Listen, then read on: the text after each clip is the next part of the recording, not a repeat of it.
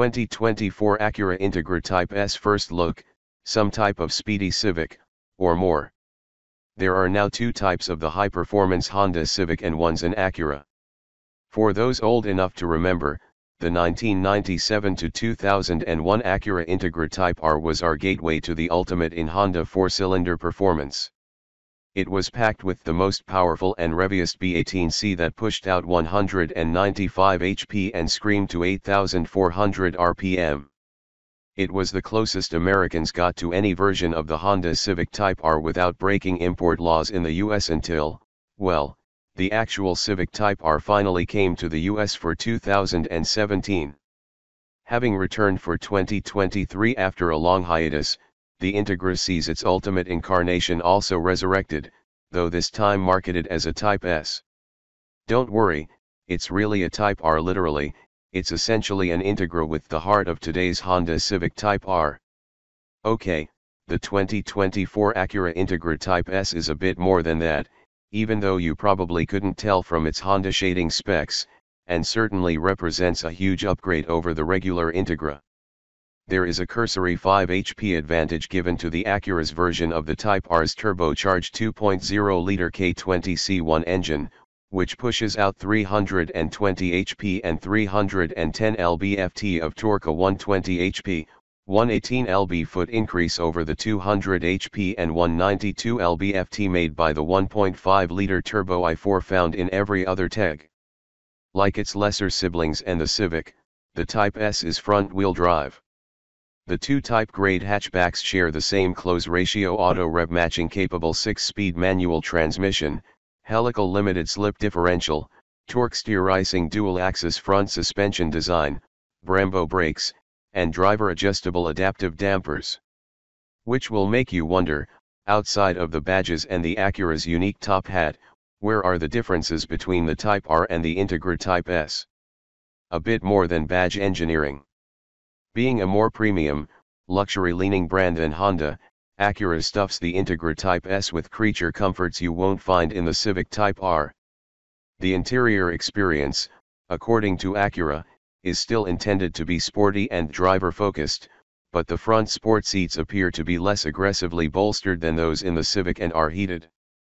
We hope they're as good at holding the driver in place and as comfortable as those chairs in the Honda, even with their more forgiving shapes.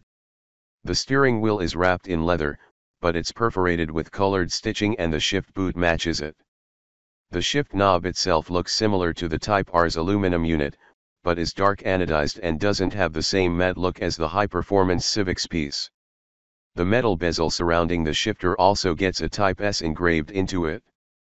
As on the regular Integra, there are bits and pieces here and there throughout the interior that also can be found in current Civics, the Type R included, but the materials are upgraded and the way the shared screens, switchgear, and other components are arranged on the dashboard and door panels is unique to the Acura.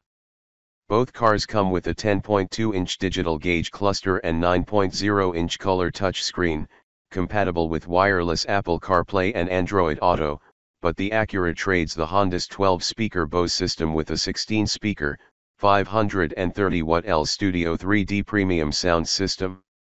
If it's the same top-notch setup currently offered in the regular Integra's top a-spec technology package trim level, oh boy, because it'll melt your face. On the outside, the 2024 Acura Integra Type S is much wider than the standard Integra, its integrated flared fenders delivering a 2.8-inch girth expansion for an overt wide-body look. The 19-inch wheels wrapped in 265/30 R19 Michelin Pilot Sport 4's tires offer more grip and are inspired by the 10-spoke rims offered on the NSX Type S supercar, right down to their shark gray hue. Despite the increased diameter over the Integra A-spec model's wheels, the Type S rollers are 2 pounds lighter and reduce the rolling mass for better acceleration. We already mentioned the new Brembo brakes, in which squeeze rotors 1.5 inches larger than stock, while the rear rotors are 0.9 inch bigger. Brake cooling pathways directly influence the Type S's nose shape, and there are functional ducts at each corner aimed at each front rotor. You might have noticed a key Type R feature is missing out back. Where the Civic Type R wears a towering wing on its hatch, the Integra Type S uses a far more subtle deckled spoiler. This gives the Type S a much cleaner side profile and looks far less boy racer than the Civic, so those looking for a more mature appearance will appreciate it. We wonder what aerodynamic effect the smaller deckled spoiler has on the Acura's higher speed downforce, and whether it's offset by the larger rear diffuser. Other elements on the body are toned down relative to the Acura's Honda cousin. There is no fender vent behind each rear wheel, for example, and the rocker panel extensions are body color, not black. What little gloss black trim can be found on the Type S is relegated to the grills, rear license plate nacelle, and window trim. In fact, other than the wider fenders, the hood's heat extractor, the sculpted rear diffuser, triple center exit exhaust, red brake calipers, and Type S badging, there isn't a whole lot giving away that this highest performance Integra out there. Viewed from the side, it almost looks like a regular Integra with aftermarket wheels, so you'd be forgiven for thinking it's nothing special. Well, that is, until the 320 HP Integra peels away from you when the light turns green. Hey, with Civic Type R hardware, expect Civic Type R performance. Look for a low 5-second 0 to 60 mph time, well over 1 g of lateral grip, phenomenal near 100-foot stopping distances from 60 miles per hour, and otherworldly handling and balance for a front driver. Having driven the Type S in prototype form late last year, we can say this: there are worse performance machines to take after all.